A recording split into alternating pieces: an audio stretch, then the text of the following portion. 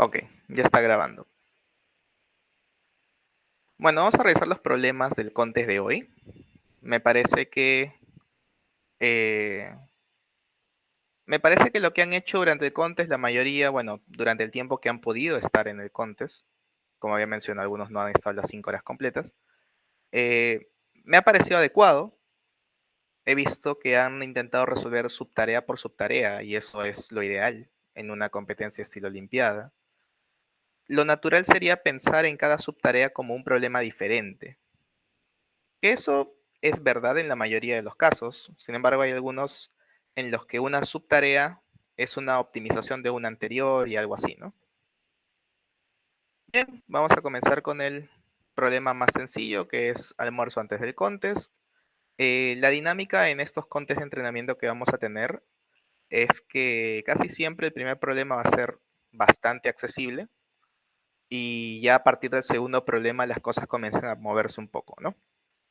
Bueno, este problema prácticamente nos daban dos posiciones iniciales, una de origen y una de destino, y nos van a dar n tuplas, donde el x y el y son las posiciones, y el z sub i es cuánto te demoras en dicha posición.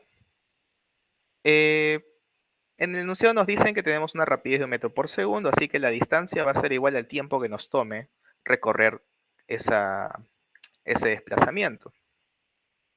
Y prácticamente se nos pide calcular el mínimo de la suma de la distancia desde el origen hasta el iésimo, hasta la iésima de las tuplas, y desde esa iésima tupla hasta el destino, más el z sub i. Y bueno, para el grupo 1, cuando los y son 0, la distancia se mide a partir del valor absoluto de la diferencia de los x. Se puede resolver en ODN probando todas las posibilidades. En el grupo 2 solamente tenemos una posibilidad, así que la respuesta es fija, pero la distancia coincide con la distancia euclidiana.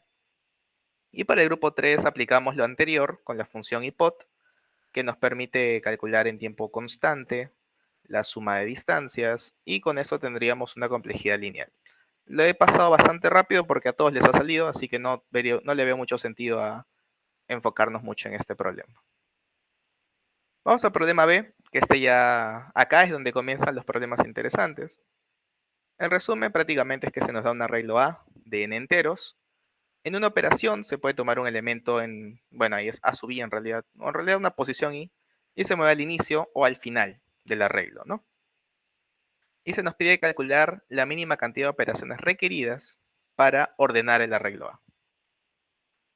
Entonces, el grupo 1, que teníamos n menor o igual que 10, podían haber repeticiones, pero n era menor o igual que 10. Naturalmente, uno puede pensar en un algoritmo con fuerza bruta, ¿no? En primera instancia, una observación clásica o básica, por así decirlo, es que cada elemento solo se va a mover una vez, no tiene sentido moverlo más de una vez, ¿no? Bajo este criterio, cada elemento va a tener la opción de quedarse fijo o moverse. Entonces vamos a probar con todos los subconjuntos de posiciones que se mueven. O también los subconjuntos de posiciones en este caso que no se mueven, ¿no? Entonces, acá hay un caso especial que tenemos que tomar en cuenta, y es que si el arreglo ya está ordenado, le volvemos 0. Si el arreglo no está ordenado al inicio, entonces necesariamente necesitamos mover al menos un elemento. Por lo tanto, ahí vamos a tener que hacer un tema de... Podríamos pensar en las posiciones que se mueven, las posiciones que no se mueven. En realidad no importa demasiado, solamente importa cómo se implementa.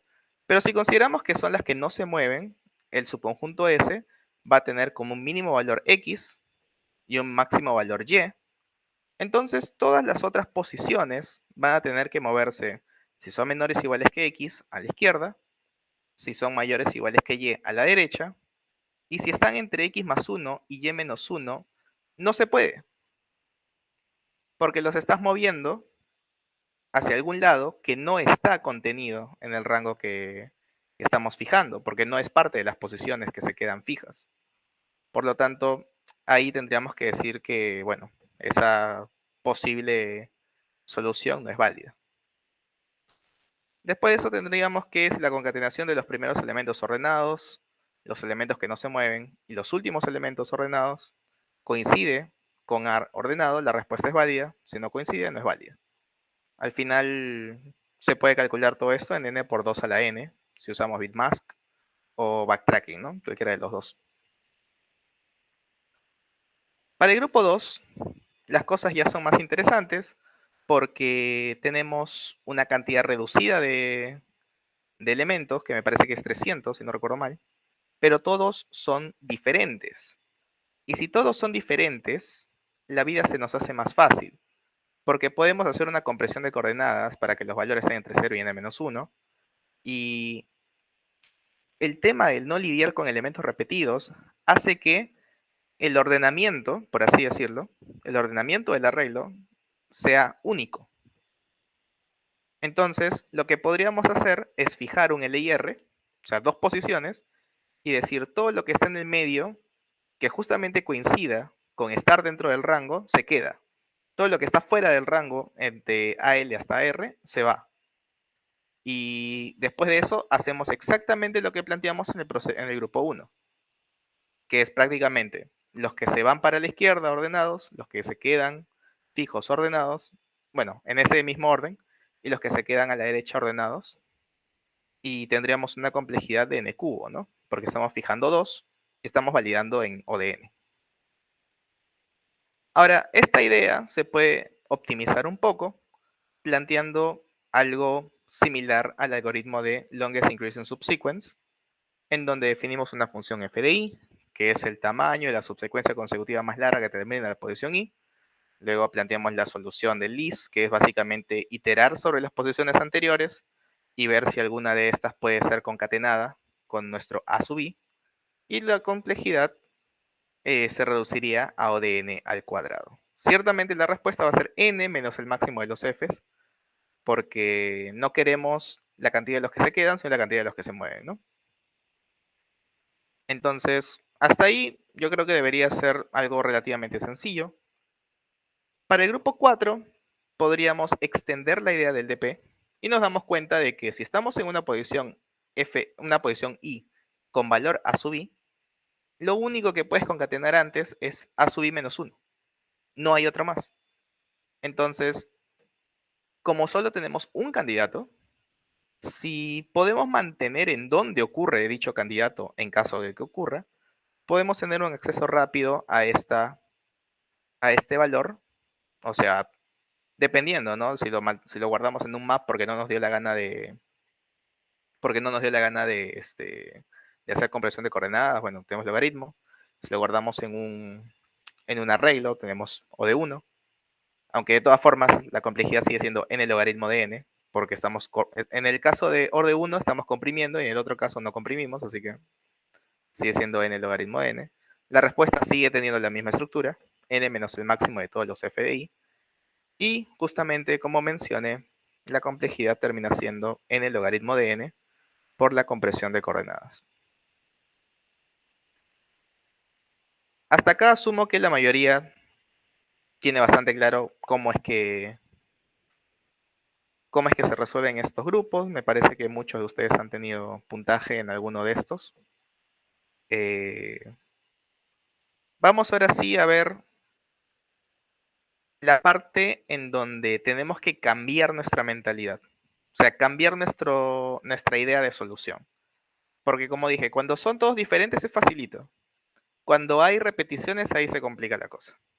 Y vamos a ver que tenemos que hacer un modelamiento diferente.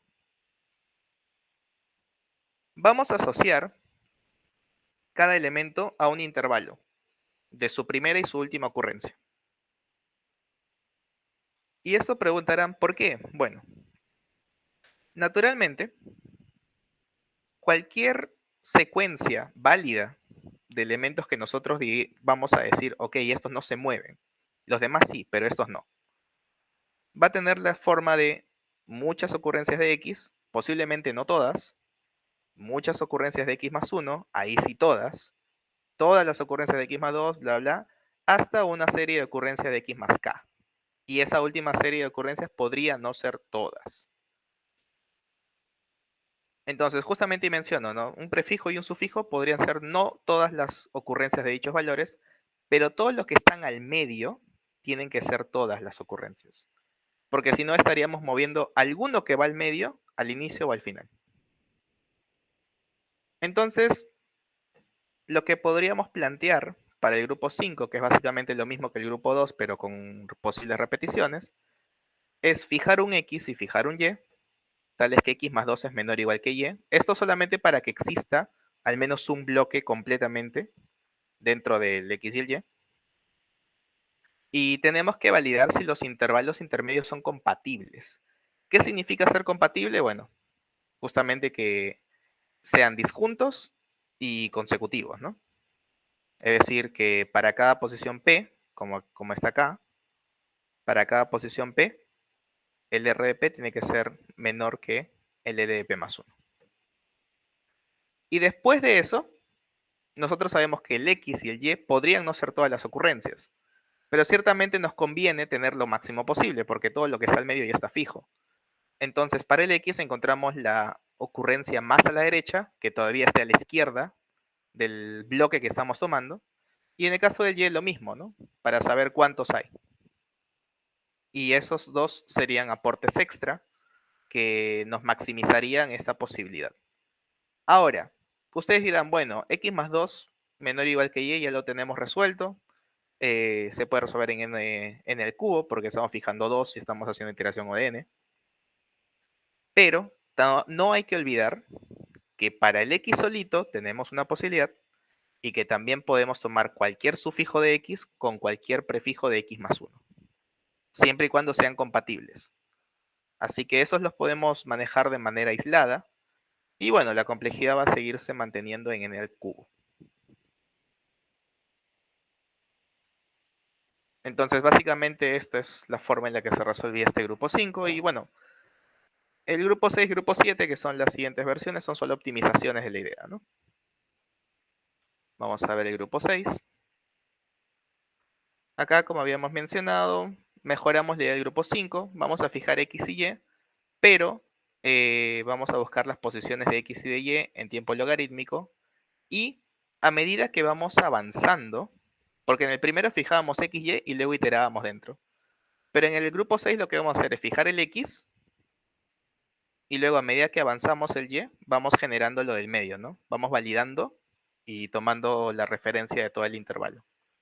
Eso nos permite tener una mejora de O de n al cubo a O de n cuadrado para esta parte, ¿no? Y bueno, ¿no? Si buscamos esto en tiempo logarítmico, tendríamos una complejidad de n cuadrado logaritmo de n. Es posible tener una complejidad de O de n cuadrado, pero no es necesario porque con n al cuadrado logaritmo de n te pasa este grupo y con n cuadrado no te pasa el siguiente grupo. Así que no es necesario, ¿no? Por último, el grupo 7 va a ser un poquito parecido al grupo 3. No, digo al grupo 4, que justamente es en el que planteábamos el tema de la función f de i, en donde ya no vamos a calcular para una posición i, sino para un valor i, pero de los bloques completos. Es como si yo tuviera el intervalo acá, acá tengo el intervalo de i, y me voy a poder extender al intervalo de i menos 1, al intervalo de i menos 2, y así hasta que llegue a un intervalo que no sea compatible con los anteriores. Y justamente de ese intervalo yo voy a tomar una pequeña porción, que son las posiciones que van a ser al final, o bueno, en este caso al inicio, que justamente no van a estar completamente dentro. Inclusive, si yo fijo el i más 1 también me puede aportar con una pequeña porción de su bloque. Así que ahí tenemos esas dos características que, bueno, esas dos se calculan en tiempo logarítmico usando búsqueda binaria también. Así que es posible calcular f en tiempo de n o en tiempo de n logaritmo, dependiendo de lo que hayan hecho. Y como había mencionado, ¿no? También vamos a calcular en dónde se rompe la cadena de intervalos compatibles. Y justamente vamos a decir que podemos tomar x igual a j y igual a I o y igual a I más 1, ¿no? O sea, y igual a I más 1 solo si existe. Por eso pongo acá el y de I o y de I más, igual a I más 1, porque si I ya es el máximo de todos los valores, entonces este de I más 1 ya no existe, ¿no? Y bueno, acá también mencionando el tema de que no debemos olvidar las respuestas con un solo valor como bloque completo o un sufijo de X con un prefijo de X más 1, ¿no? Y en ese caso puedes iterar sobre todas las posiciones de X y usar búsqueda binaria sobre las posiciones de X más 1 para saber cuántas son compatibles.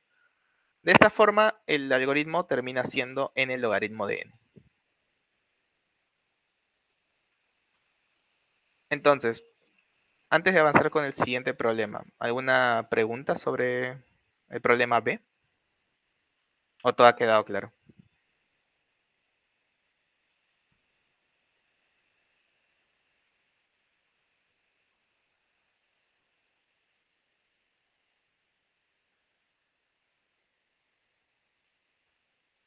Muy bien. Entonces vamos al problema C. Resumen de este problema, bueno, se nos da una matriz de n por n con caracteres que representan una celda vacía, un nodo de control o un interruptor, ¿no? Nos deseamos asignar una orientación a cada interruptor, que puede ser horizontal o vertical, y se necesita que cada interruptor alcance algún nodo de control, posiblemente conectándose con otro interruptor, ¿no? Y acá, bueno, básicamente dos interruptores pueden compartir su conexión si ambos son adyacentes de forma horizontal y ambos tienen orientación horizontal, o si ambos son adyacentes de forma vertical y ambos tienen orientación vertical, ¿no? Pequeño detalle, hay a lo mucho un nodo de control en cada fila o columna. ¿Eso daban de dato? Solo que estaba medio, ¿cómo decirlo? Medio oculto, pero sí está entre la información. Déjame buscar dónde estaba. Estaba en la entrada, creo. Acá está, mira.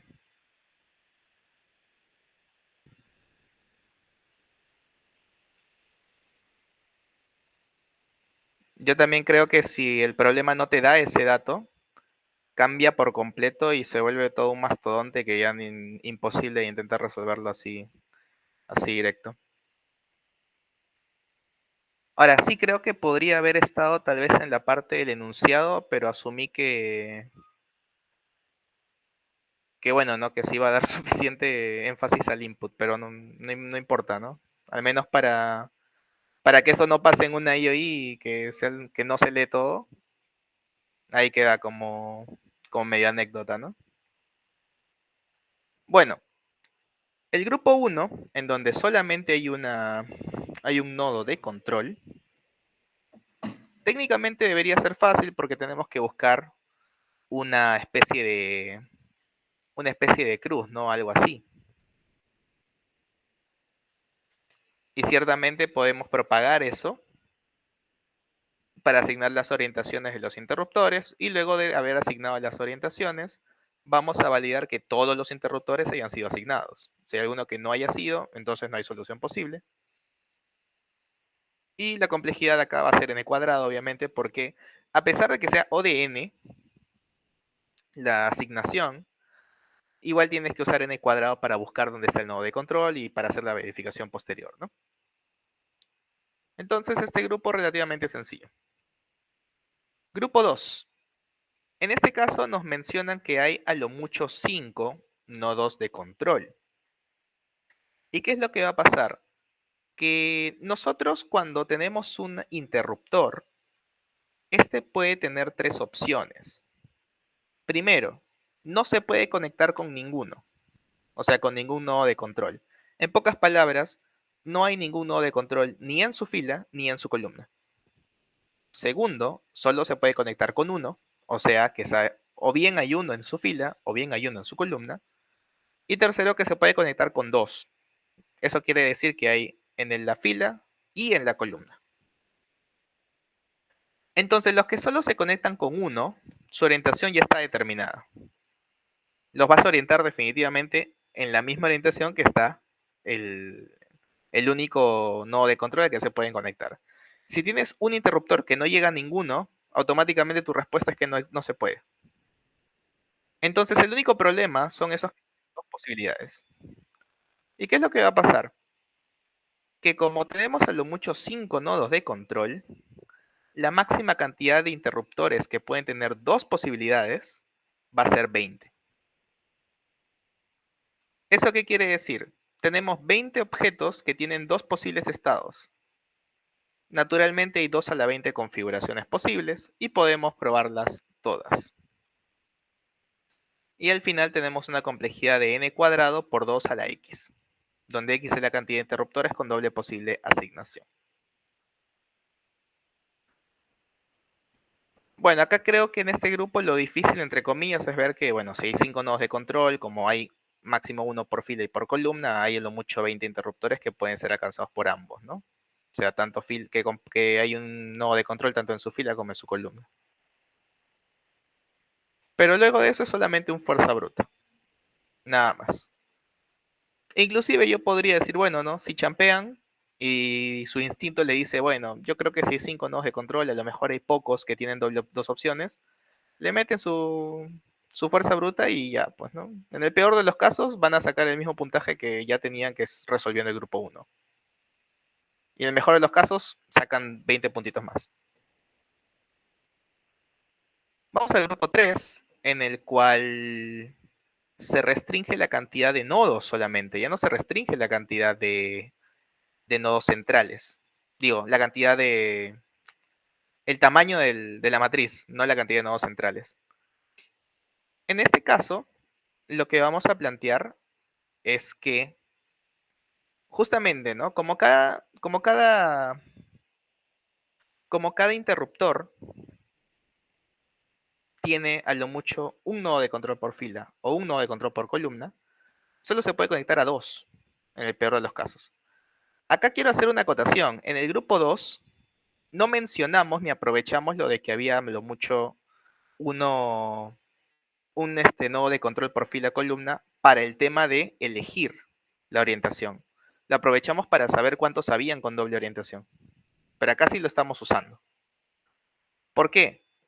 Porque lo que vamos a establecer es una condición para que un interruptor en particular pueda conectarse o bien al nodo en su misma fila o bien al nodo en su misma columna. Entonces, lo que tenemos que observar acá es que si tenemos un interruptor que se puede conectar a un nodo de control de manera horizontal, todos los nodos en ese camino también tienen que estar orientados de manera horizontal. Si alguno está orientado de manera vertical, entonces no se va a poder aplicar esa orientación, ¿no? Algo completamente análogo se da para el caso vertical y prácticamente tenemos un problema de TUSAT. Cada interruptor tiene dos opciones, hay dependencias sobre esas opciones y en teoría estamos estableciendo conexiones entre múltiples aristas. Digo, entre múltiples nodos múltiples veces. En el peor de los casos podríamos decir que si tenemos una seguidilla de X nodos, o bueno, de X orientadores que digo interruptores, vamos a establecer algo de X cuadrado aristas, ¿no? Porque es entre cada par de ellos se tienen que conectar y decir, bueno, tú eres vertical y si tú eres vertical, digo, si tú eres horizontal, yo soy horizontal, o si yo soy horizontal, tú tienes que ser horizontal y así, ¿no? Entonces el sistema que se arma va a ser un grafo con n cuadrados nodos y n cubo aristas. Y bueno, si es que no saben cómo se resuelve un TUSAT, básicamente lo que se hace es hallar las componentes fuertemente conexas y validar la componente del primer estado con respecto a la componente del segundo estado. Si las dos componentes son las mismas quiere decir que tu objeto en sí debe estar en dos estados a la vez, lo cual tú no quieres, así que no hay solución.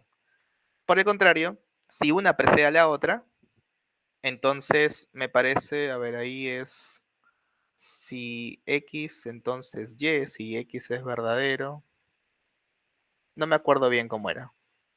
Pero prácticamente la relación entre ellos, entre sus componentes, va a definirte si estás en un estado o en otro para la solución final. ¿Ok?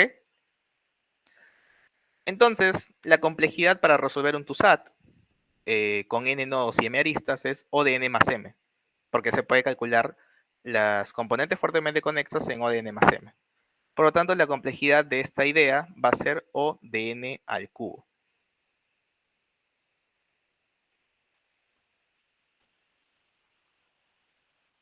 Entonces, técnicamente por ahora tenemos esta idea y nos vamos a dar cuenta que para el grupo 4 vamos a establecer algo un poquito más elegante. Y el grupo 4 no va a plantear una idea nueva, va a tomar la idea del grupo 3 y la va a mejorar. Habíamos dicho, y esta vez sí voy a poner el bolígrafo para que no se quite, que si yo tengo una seguidilla de nodos, de x nodos, iba a establecer algo O de x al cuadrado aristas.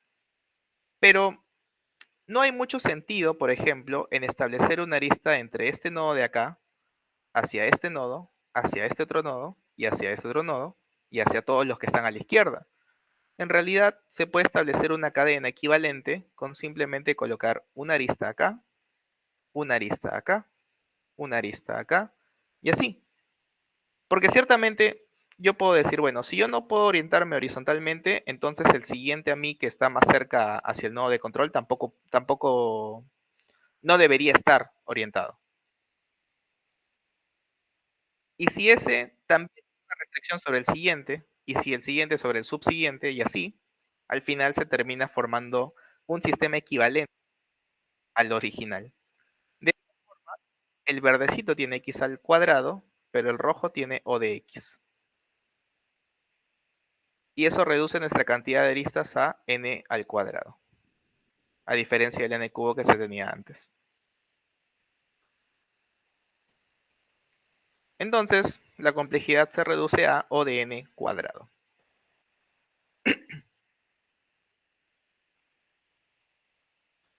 Me parece que esta idea es un poquito interesante porque, al menos en el primer grupo, bueno, el primer grupo es trivial, la verdad. El segundo grupo aprovecha lo de uno por cada fila, uno por cada columna, para hacer un tema de fuerza bruta. Para el tercer grupo lo aprovecha, pero esta vez para el tema de posible orientación. Y este último grupo lo que hace es optimizar, ¿no? Un grafo, reducir la cantidad de aristas para que se mantenga con un sistema equivalente, pero con una cantidad de aristas más limitada, ¿no? ¿Hasta acá alguna consulta con respecto a este problema?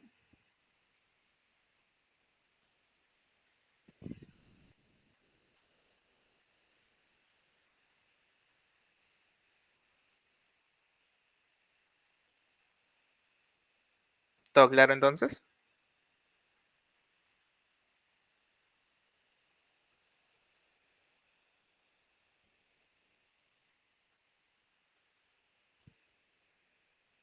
Ok.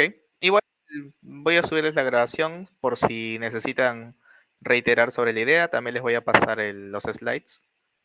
Eh, bueno, entonces vamos a pasar al último problema, problema D. Escape en la cordillera de los frailes, un problema de grafos esta vez, bueno, de árboles en realidad. El resumen es que, bueno, se nos da un árbol con n nodos y una raíz en el nodo 1 y un entero k. Para seleccionar k nodos del árbol, se desea maximizar el tamaño de la unión de los caminos desde la raíz hasta cada nodo seleccionado, ¿no? Entonces, veamos. Grupo 1. Grupo 1, ¿cuáles eran las restricciones? Déjenme buscar el problema. Me parece que el n era pequeño acá, ¿o no? Sí, el n era 20. Como tu n es 20 y tienes que seleccionar, o sea, tomar un subconjunto de nodos, naturalmente puedes seleccionar 2 a la n posibles conjuntos y luego validarlos, ¿no? Y acá hay una observación importante que vamos a usar desde ahora, y es que siempre nos conviene tomar hojas. No nos conviene tomar algún nodo interno si siempre se puede tomar una hoja que sea su descendiente. Entonces, para empezar, si la cantidad de hojas es superior a k, aplicamos el fuerza bruta, pero si la cantidad de hojas es menor o igual que K, tomamos todas las hojas y ya cubrimos todo el grafo. Así que la respuesta en esa situación es N. Entonces, al final, luego de haber seleccionado un conjunto de tamaño K, que si bien es cierto es 2 a la X, es una cota superior, digamos, la cantidad exacta es combinatoria de X en K. No es tan relevante, diría yo. Pero luego de haber fijado dicho conjunto, aplicamos un DFS, un BFS para calcular la cantidad de nodos en la unión, ¿no? Cada nodo que haya sido visitado o que pueda ser visitado por alguna de las hojas tomadas, yendo repetidamente hacia el padre, ¿no? La complejidad es n por 2 a la n, bastante directo. Y eso sería todo con respecto al grupo 1, no hay mucho más que hablar, es un fuerza bruta directo. La observación de tomar hojas es muy importante porque la vamos a usar en los siguientes grupos, así que no se la olviden. Grupo número 2. En este caso, la cantidad de nodos ya aumenta a 300, lo cual sugiere que un n al cubo no sonaría tan mal. Así que vamos a plantear una especie de timestamp, un DFS timestamp, entrada-salida, recuerdo solamente para recordar. Y vamos a iterar las hojas en ese orden, o sea, en ese orden establecido por el DFS timestamp. Entonces vamos a definir una función así más o menos como si fuese una especie de tipo mochila, en donde tenemos f de last used, es la máxima cantidad de nodos de la unión, dado que la última hoja agregada es last, y ya se han agregado used hojas al conjunto. Que en realidad esto acá sería la hoja analizada es last, ¿o no? No, en este caso sí, es la última hoja agregada es last. Entonces, si notamos que digamos que cuando tomamos K hojas U1, U2 hasta UK, la respuesta es igual a la suma de todas las alturas menos lo que se repite, que sería sería el LCA de cada par consecutivo de nodos, o bueno, de hojas que se han tomado, podemos establecer la recurrencia a partir de esto, ¿no? F de I C más 1 va a ser el máximo de todas las posiciones anteriores ahí, de F de JC en esa posición, porque es la cantidad que se toma, o sea, se toma uno menos, más U de I, que es la altura de ese nuevo nodo, menos la altura del LSA entre U de I y el U de J, ¿no? Y claramente F de I1 es la altura de UDI para todas las hojas, ¿no? Entonces este algoritmo va a tener una complejidad de, bueno, acá no lo pongo en la siguiente diapositiva, que acá hago la acotación de que podemos calcular el LSA en n logaritmo de n bajo un preprocesamiento en logaritmo de n bajo un preprocesamiento de n logaritmo de n, o también es factible preprocesar los LSAs de todos los pares en tiempo cuadrático, ¿no? Entonces, si lo preprocesamos en tiempo cuadrático, podemos acceder a ellos en O de 1, los que nos daría una complejidad de k por n al cuadrado. Porque prácticamente el c va desde 0 hasta k, el i va desde 1 hasta x, que bueno, el x es O de n también, y esa iteración es O de n también, ¿no? O sea, n cuadrado por k, los LCA se consultan en tiempo constante, y listo, ¿no?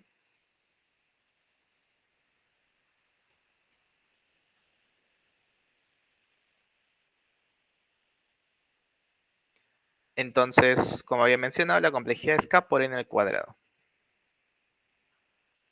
Para el grupo 3, en el grupo 3 es prácticamente las mismas condiciones. Bueno, el n aumenta, pero se tiene un árbol pequeñito. O sea, bueno, más que pequeñito, un árbol chato, que la altura es menor o igual que 20. Entonces, lo que propone el grupo 3 es optimizar la idea anterior, pero para un árbol con altura pequeña. ¿Y eso qué quiere decir? Que en vez de almacenar el LCA, acá puse el LCA, acá es la altura, o bueno, la profundidad del LCA. No es el LCA como tal, ¿ok? Es la altura del LCA en vez del índice de la última hoja tomada. Pero acá voy a iterar, voy a modificar esto después y cuando les pase los slides van a estar bien, ¿ok? Entonces, si hemos tomado la hoja U sub I y estamos aplicando el DP mochila que va avanzando y decide, ¿no? ¿Tomo o no tomo? Y si la siguiente hoja que voy a tomar es UDJ, el LCA de UDJ está a una profundidad del mínimo de entre todos los consecutivos de ese trayecto.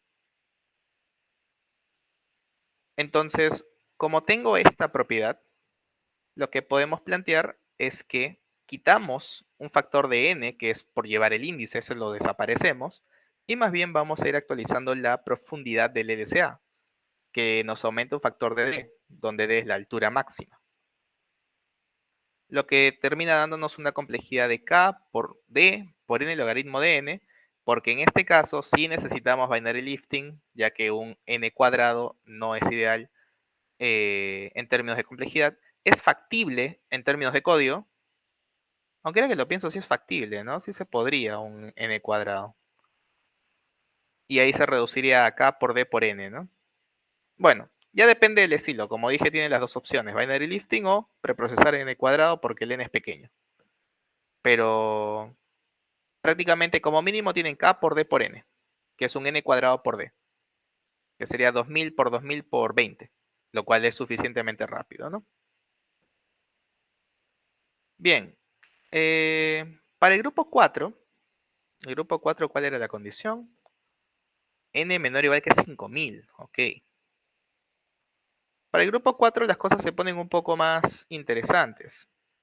Tenemos que salir del mundo de EDP y vamos a entrar a su hermano mellizo. No es gemelo porque no son iguales, pero es mellizo porque son parecidos en teoría. Vamos a pensar en un greedy y nos vamos a dar cuenta de que como mínimo en la primera instancia, o sea, antes de haber tomado nada, nos conviene tomar la hoja con profundidad máxima de todas. Y lo que podemos plantear después de haber tomado esa hoja es eliminar todo ese camino. Y no necesitamos eliminarlo estrictamente, nos basta con hacer marcarlo como visitados, ¿no? Todos los elementos en dicho camino. Y eso probablemente divide el árbol en más componentes, ¿no? Va a generar más árboles. Entonces, sobre esos nuevos árboles vamos a aplicar lo mismo. Tomamos la hoja con mayor profundidad con respecto a esas nuevas raíces. Entonces, como lo vamos a repetir k veces y eliminar un camino nos toma tiempo lineal con respecto a n, nuestra complejidad final va a ser O de n por k. Ahora, para el grupo 5, vamos a plantear la misma idea que en el grupo 4, pero vamos a hacerla más eficiente. Había mencionado que vamos a marcar como visitados esos caminos, ¿no? Marcamos como visitados esos caminos, pero lo que vamos a plantear ahora es ordenar las hojas por orden de profundidad decreciente, o sea, de mayor a menor, y esa es la profundidad original, ¿eh? No es la profundidad actualizada ni nada de eso. Lo que nos vamos a dar cuenta, entre comillas, es que si vamos iterando de cada hoja subiendo por los ancestros hasta llegar a un nodo que ya haya sido visitado, podemos calcular ese conteo como un C de U sub I, y prácticamente es como que tenemos la raíz, acá lo marcamos esto, y este es el valor asociado a esta hoja U, y luego tenemos esta otra hoja que va a visitar hasta acá, y este va a ser el valor asociado a esta otra hoja, y lo que nos vamos a dar cuenta es que como estamos iterando por profundidad decreciente, es básicamente hacer el mismo proceso que antes, que en el grupo 4, solo que esta vez lo estamos haciendo cortado y sin hacer una selección. Como no estamos haciendo una selección, no tenemos un tiempo lineal para, digamos, no tenemos un factor de n extra, porque solamente estamos ejecutando, no estamos seleccionando la más grande, estamos seleccionando todas. Pero lo que tenemos que notar es que como cada nodo es visitado a lo mucho una vez, la suma de los tiempos que toma cada una de las hojas va a ser O de n. ¿Y qué pasa? Que estos valores asociados a cada una de ellas va a coincidir con lo que va a aportar según el procedimiento del grupo 4. es la cantidad de nodos que agrega. En pocas palabras, lo que vamos a reducir el problema es a sumar los k mayores c de u sub i.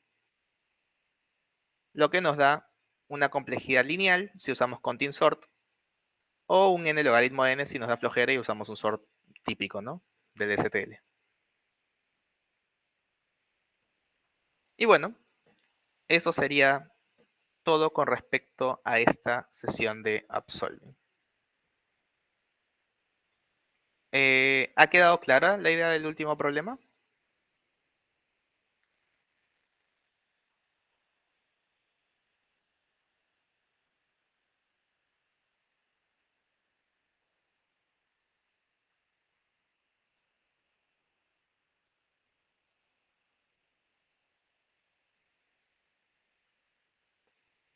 Muy bien, espero que les haya gustado el contest. Todos los contests que hemos seleccionado para estos entrenamientos son básicamente similares entre sí en el aspecto de que muchos de ellos requieren hacer análisis así, muy estilo IOI, así que espero que disfruten los problemas y vamos a intentar tener las sesiones de Absolving en lo posible. Como le dije, el 17 no se va a poder por el tema del DIP 3, pero vamos a ir viendo ahí, ¿ya? Cualquier consulta pueden hacerla por el Discord, como ya les había mencionado. De acá en una horita, bueno, hemos terminado, no, un par de horas me parece. Hemos terminado temprano hoy día. Toca la primera sesión de clases, de eso se va a encargar Miguel, que probablemente algunos ya lo conozcan. Y bueno, a disfrutar esta semana de entrenamiento, que bueno, la he querido preparar con muchas ansias. La verdad es que no tenía pensado hacerla, pero en un momento de locura se me dio por comenzar a seleccionar contests. Y bueno, apuntar a rendir lo mejor posible en la IOI, ¿no? Voy a tener la grabación.